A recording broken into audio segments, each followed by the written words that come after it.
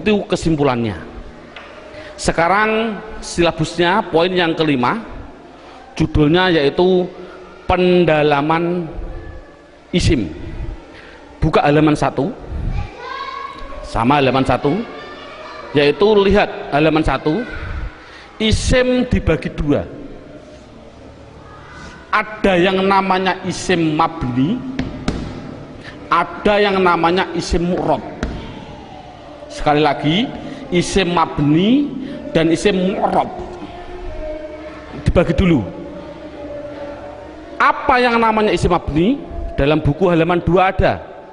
Mabni itu adalah, mabni itu apa? Mabni adalah harokat belakang, harokat belakang itu tetap. Saya tulis tetap.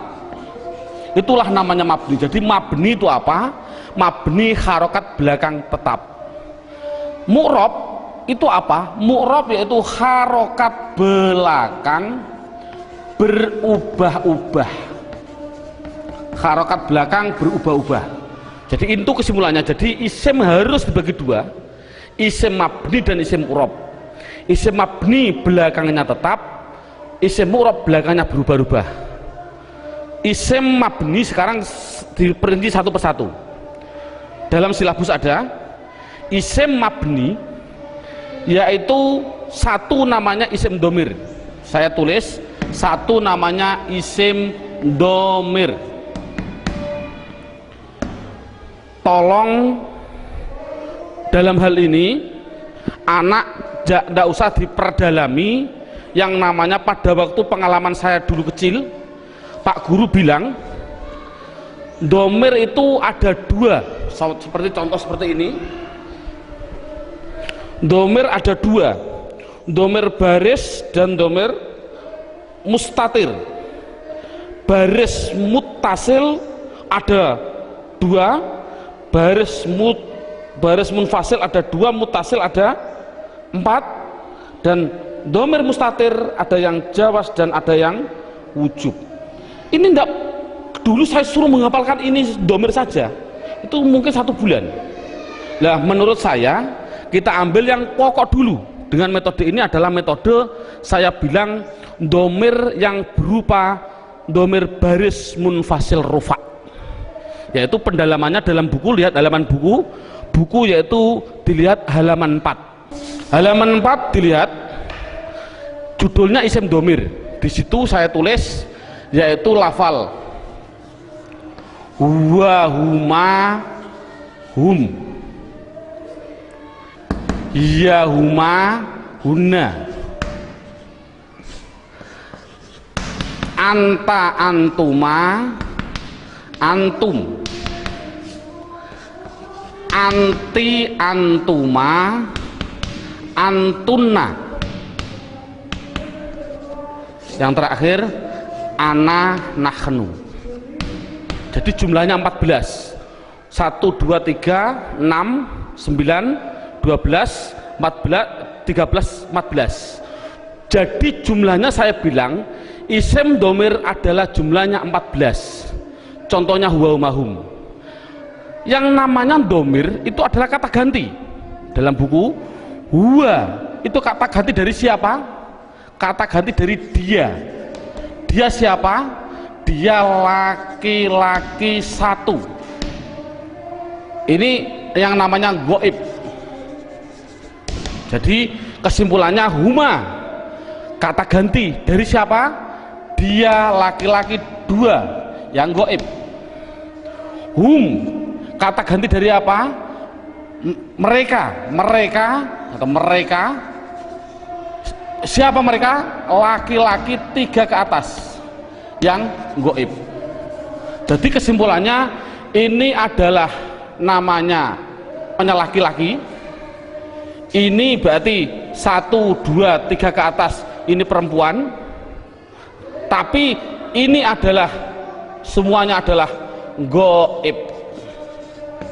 Sekali lagi, ini adalah goib. Berarti dia perempuan 1 goibah atau goibah. Huma 2 perempuan goibah. Huna 3 ke atas perempuan ghaibah. Jadi inti kesimpulannya adalah 3 ini laki-laki, 3 ini perempuan yang semuanya adalah katakan ghaib. Anta, kata ganti siapa? Dari kamu.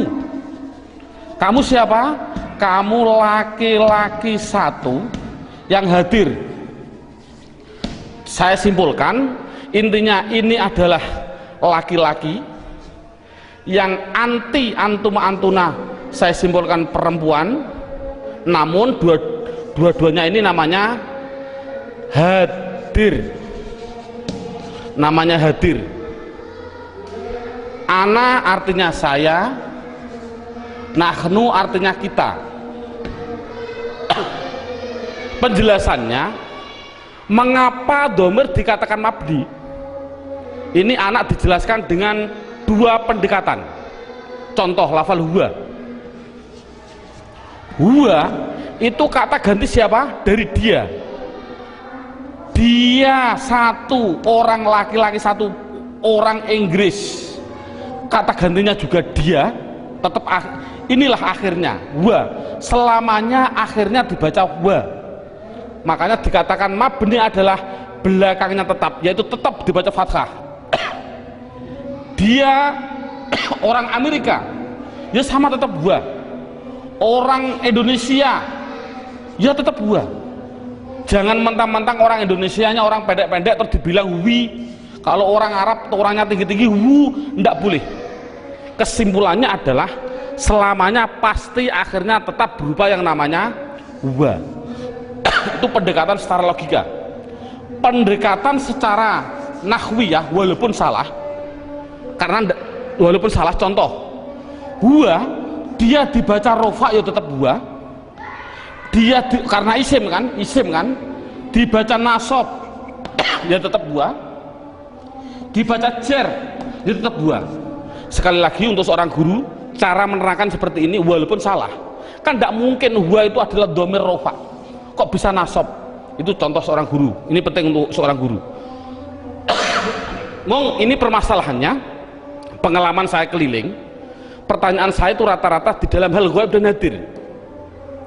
Saya bilang, apa sih artinya ghaib dan apa sih artinya hadir?